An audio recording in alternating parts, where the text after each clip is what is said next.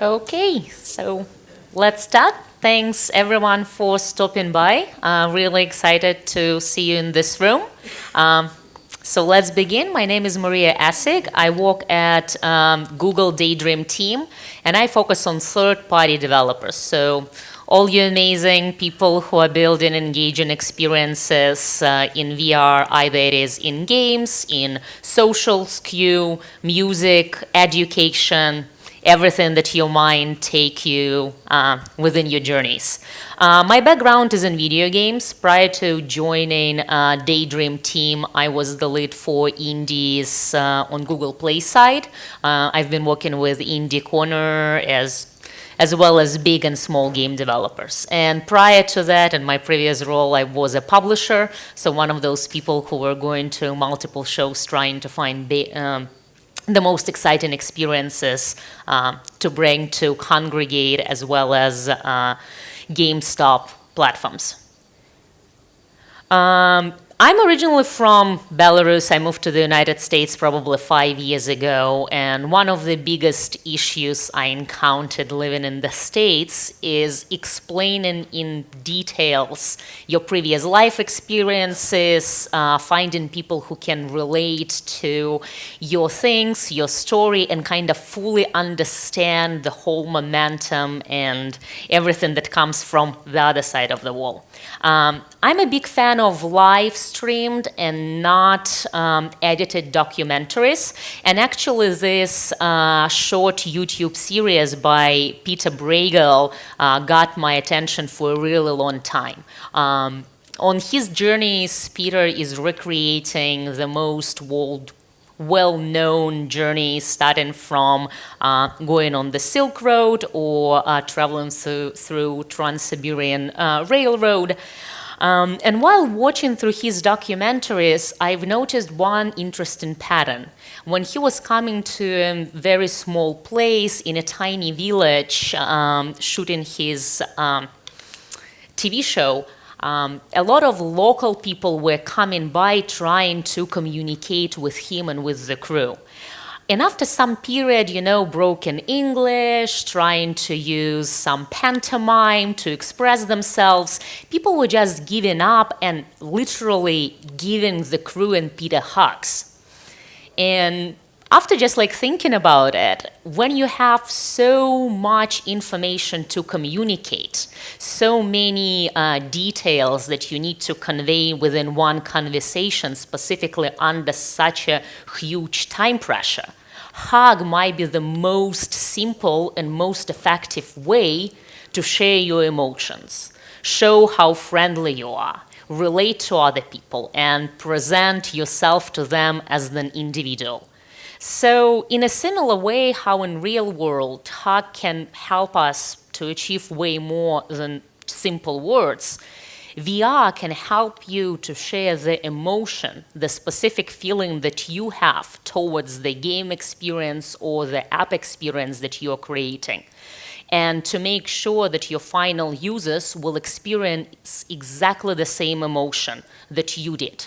You can achieve it with narrative, you can achieve it with small UI changes, guiding their experience and making sure that they technically see the world through your eyes.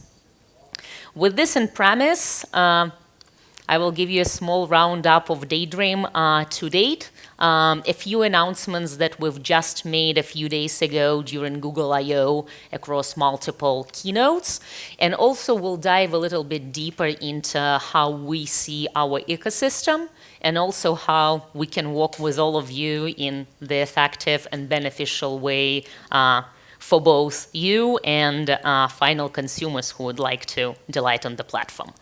So as a company, Google cares about universal experiences. We do our best to make sure that users, regardless of their social economical status, their geopolitical location, and all other crazy bias labels, can get access to this information, can work with it easily, and experience it through their own eyes.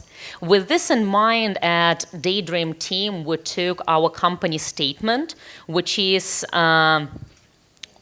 to organize the world's information and make it universally accessible and useful, we took the statement to the next level, and we are working towards organizing world's experiences and making them usable and accessible along the way. So with that in mind, we launched Daydream platform in November last year.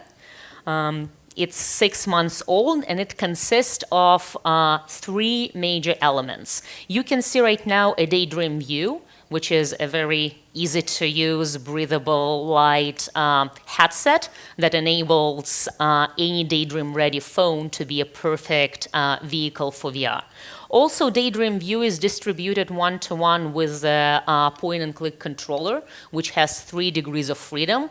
It enables users to interact with the VR environment in a very similar way as they do with real world. The third component, of course, is mobile phones. You can see Pixel on the screenshot was one of the first phones we launched the platform with.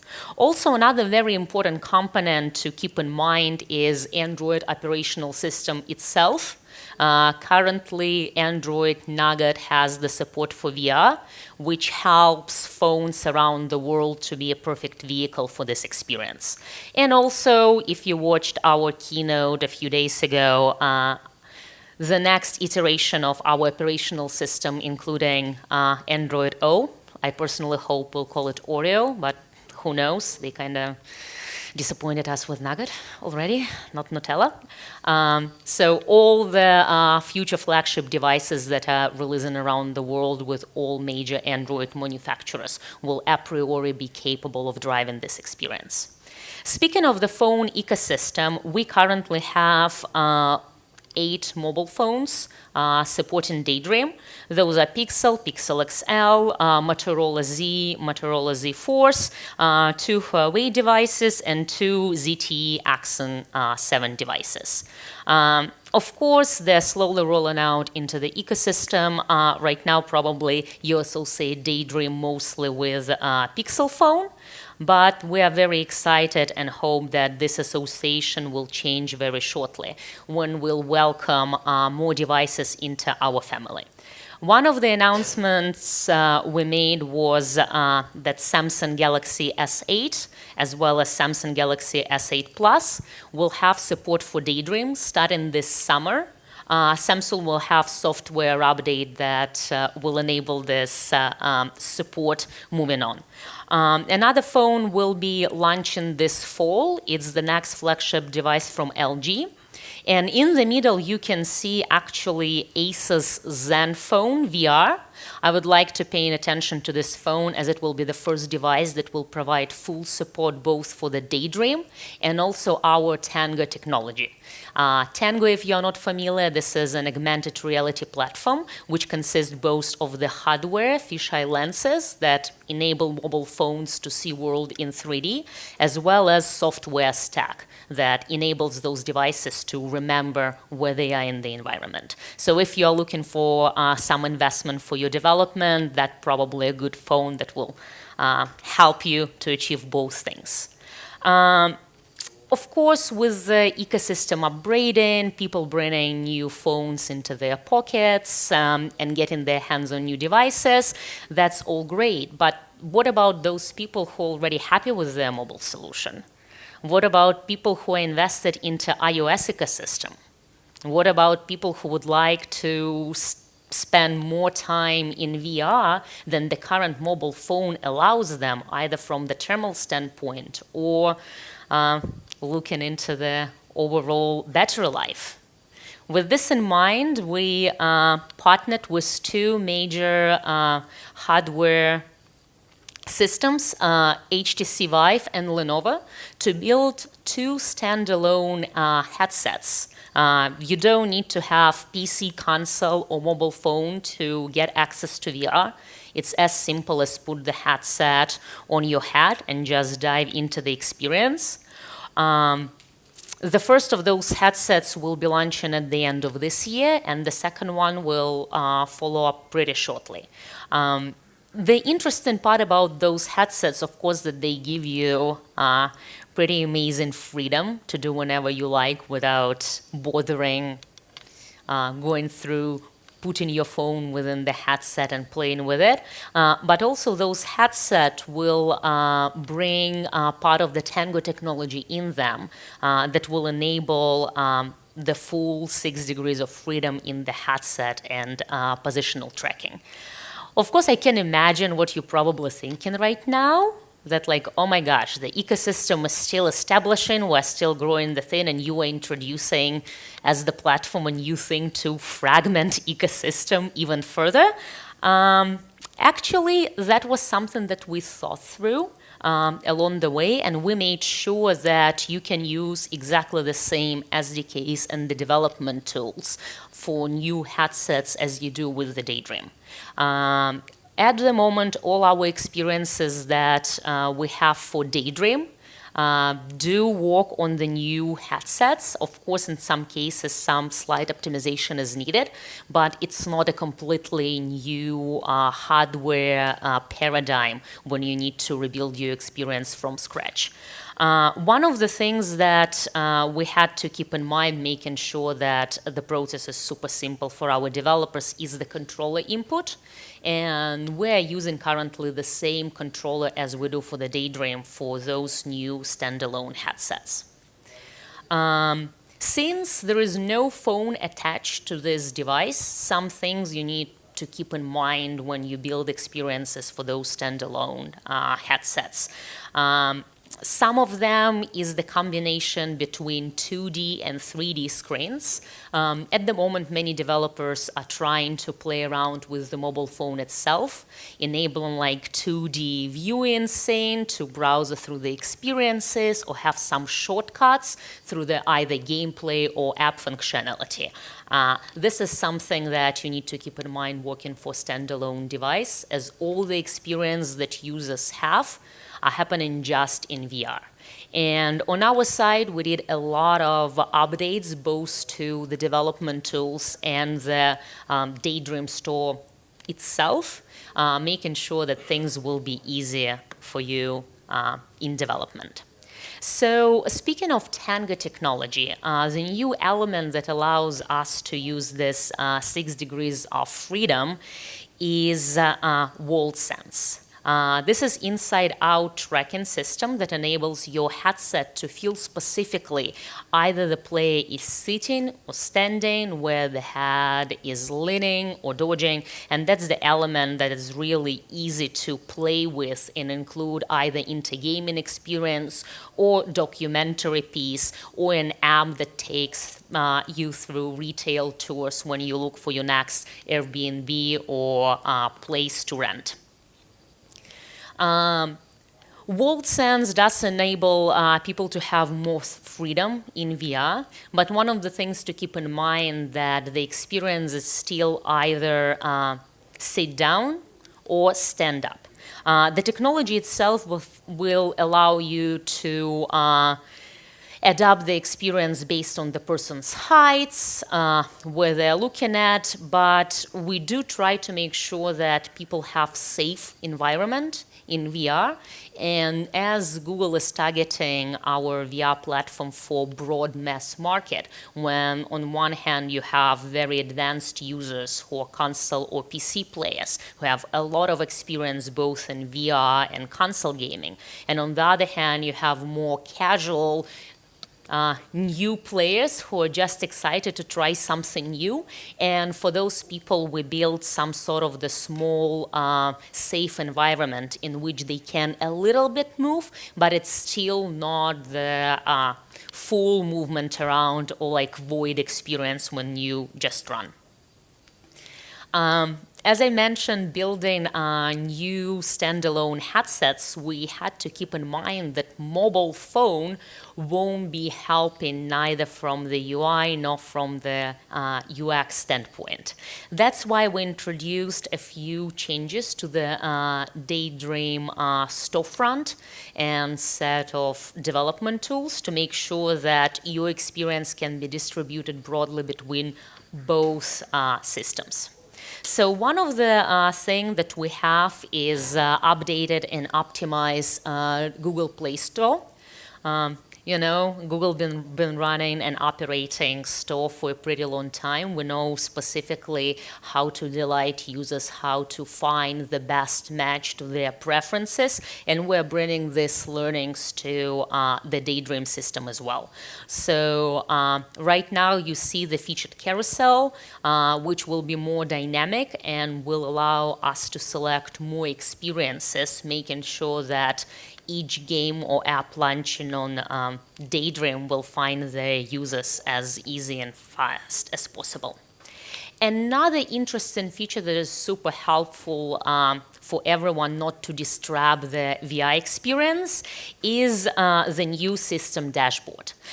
This dashboard allows you to do small things, check your notifications, and access multiple of elements without leaving the VR experience. So if something pops up, you press home button, get into the system dashboard, do whatever you wanted to do, and dive exactly into the VR experience without taking the headset off or interrupting the gaming session. Another thing that makes Daydream more immersive and helps with the standalone headsets is the ability to either allow some changes and approve the permissions within the VR experience. For example, when you open the YouTube channel for the first time, you need to allow it to access mic to enable you search for experiences with your voice. Or for example, your credit card has expiration date change. So you can do it right now without taking the headset off and accessing your phone directly. A lot of people were talking that VR is quite isolating and solo experience, but we think there is a way to bring your friends and colleagues and just new people in your life into VR and share experience with them. That's why we're introducing a new casting feature that allows you to share whenever you see within your VR headset with anyone who is present in the room. This is how casting feature works. You enter it through the system dashboard, enable casting, and now you can project your experience to any Chromecast receiver or Chromecast-enabled TV. Of course, it opens endless opportunities both to introduce more people to your experience, but also from the specifically game development standpoint. There are a lot of interesting applications that you can play with. If you ever tried Keep Talking and Nobody Explodes, actually one of the top performing titles on Daydream platform as well, the whole local multiplayer creates this immersive bonding between individuals and just make the game session much better. You definitely can use casting to the advantage and create similar experiences. And we thought specifically for game developers, as casting has a custom cast feature, which enables you to share the specific information with different players. You can show different projection or the different camera position to the people who are in the living room versus players who are currently in the VR headsets. And of course, sky is the limit and possibilities are endless. When you happen to play alone or your friends are far away from you, we have a new ability to capture screenshots and short videos using the Daydream controller without leaving the VR experience. Those captured screenshots and videos will be synced with your Google Photos. So if you experience Daydream through the mobile phone or through the standalone headsets, after you sync your Google Photos, you're able to share the experiences and bring them to the world. So that's on the hardware and software side, some updates. But of course, we wouldn't be Google if we won't smartly look into the learnings and user behavior on the store, making sure that we can share our learnings with you as early as possible so you can keep them in mind while you're developing the next VR experience or just thinking which route you should take.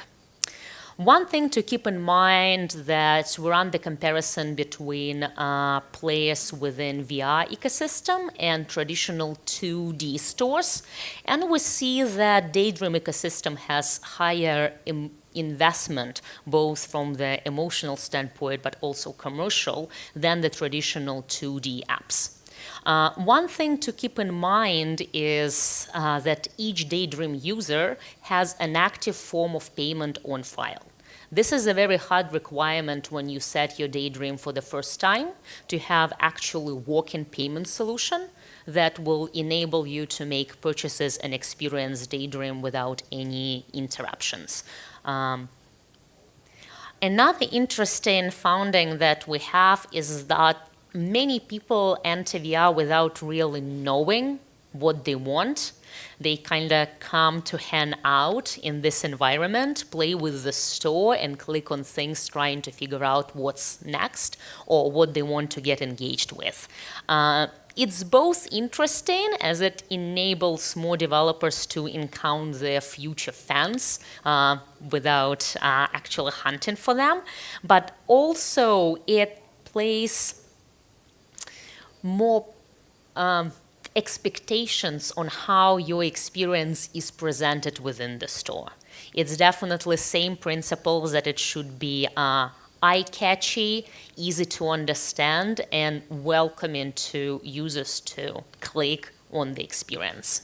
So speaking of users thinking around purchasing the game or an app on the store, a lot of early adopters unfortunately ran through a pretty not satisfying curve on encountered nauseating or demo-ish-like experiences for the first time, and right now they are definitely getting a little more hesitant just to jump into the VR experience without getting some reassurance that that might be helpful.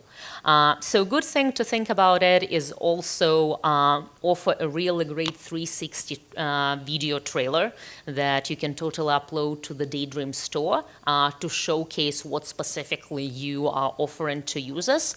And also we strongly recommend you to provide a more clear description and explanation what type of experience users will dive into. That really helps.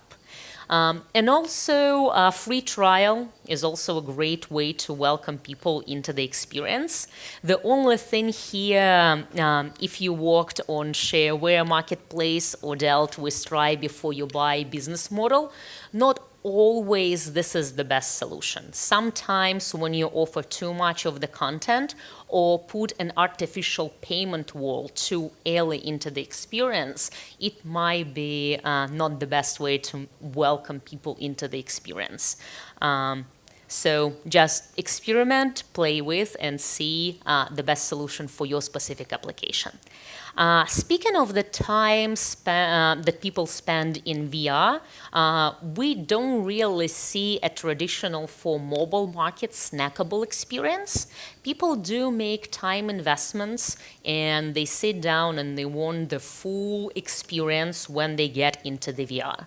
So when you are designing your experience, keeping it in mind that people want to have a really compelling gaming session, achieve something before they are prompt to leave the experience, is very important. Also, this timing in mind brings us to very interesting research that we found, that actually video is users' favorite thing to do in VR. We see that YouTube, Netflix and HBO are those apps where people dive in towards to spend their time with. Of course, there are multiple speculations why it's happening. Some people just like additional isolation when they watch their experience. Others just find less aggressive interaction with the environment more welcoming. But facts are facts, and that's what we see on the platform. I'm not sure that I need to bring up the point about quality in the Polish game development community, which is known for high quality standards and one of the best gaming experiences across multiple platforms. But a quick reminder that yes, app rating and app quality does contribute a lot to the amount of time users spend in your experience, and that's the stats we see with engagement. And of course, engagement always translates to some awesome ways how you can monetize users and make sure that they come back and engage with the next features. So how can you bring your voice and your experiences to Daydream? Luckily enough, you can just self-publish using the Play Dev console. The process is pretty straightforward and easy. You just go to the distribution page, select Daydream, upload the APK, and it's good to go. The only thing to keep in mind, unlike with the traditional, it's so funny to use traditional for mobile, but with the traditional Google Play Store, your experience can populate on the store within just a few hours. On Daydream site, we do have the team that manually check each experience, making sure that only the best ones that are not nauseating or do provide high engagement for users can get onto the platform. Don't worry if there is something wrong, you'll always get a very detailed feedback from the team with a suggestion how to address it. And of course, we won't be Google if we won't invest time and efforts into building very easy development tools that you can adopt and play with. The first thing is Daydream Elements, which is a collection of tested solutions that you can try, config, and use in your own VR experience. Those solutions include locomotion, menus and virtual controls, and rendering and lighting. This library is available on Google Play Store. You can just look for Daydream Elements and start interacting with them right away. Another feature that is going to be fully shared very shortly, and you already can look into our development blog for more details, is the Instant Preview mobile app that actually streams your head pose and the controller data to your game engine.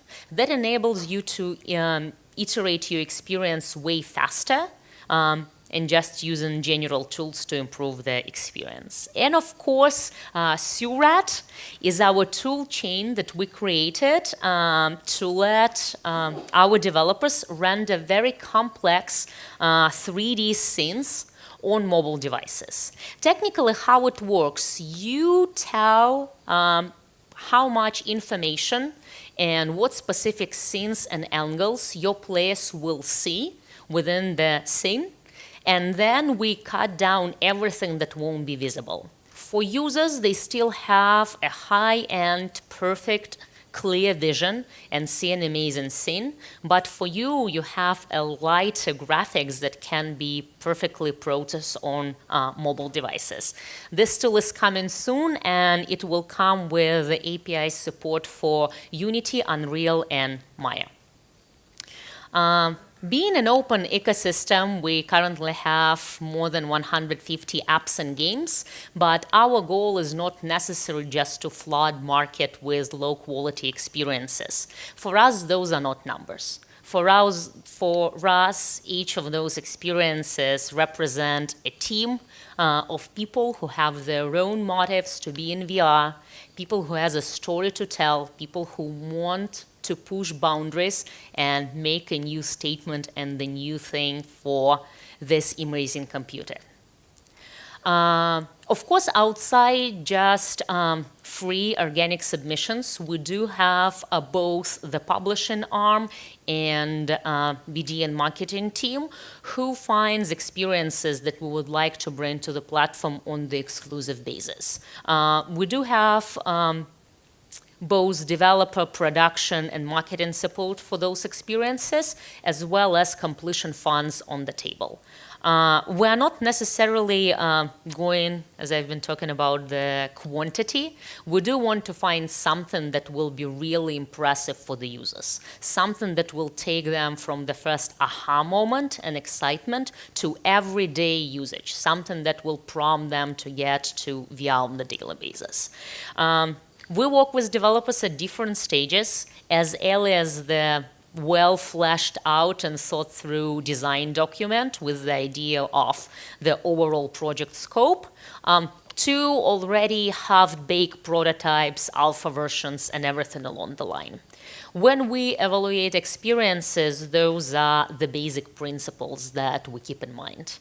Some of them are self-explanatory, but some of them, like true to the brand. For example, if you have a well-known game studio or the app company that people know from 2D space, it's always good to stay true to the brand and conveying the same message with your VR application. You probably saw this jokey thing about the scares of mobile marketplace, when there are tons of experiences offering pretty much the same thing to users. That's our nightmare too. We think that VR is such a new paradigm, and all the people who are currently jumping on this train has their own personal story to tell. So when you invest in time and efforts and your team cycles in VR, think about not just delivering the next something, but really disrupt an ecosystem.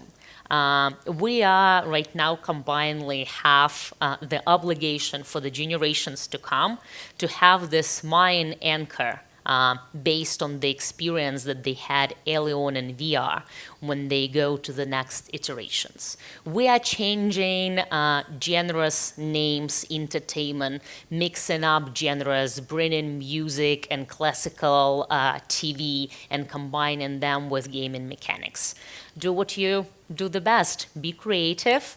Be true to the core, and would love to partner with you on this journey, making VR the next actual platform that people interact with on the daily basis.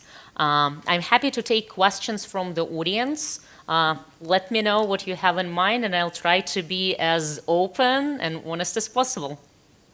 Any questions?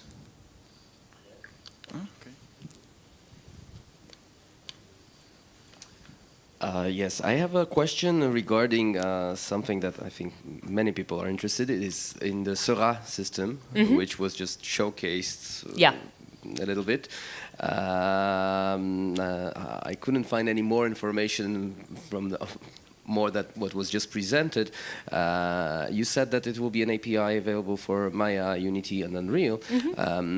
How can today developers, can they get in contact with you? Is there already accessible documentation? So far we are working with a handful of close partners to build this technology further. As Google, we open all our tools completely. I recommend you to stay tuned with our development blog. And as soon as the beta version or the final version will be available, we don't think that we will limit access to it. But right now, we don't have the exact time frame that we can communicate. Okay, thank you. Thank you. Someone else? Okay. Thank you very much for the presentation. Thanks so much, guys.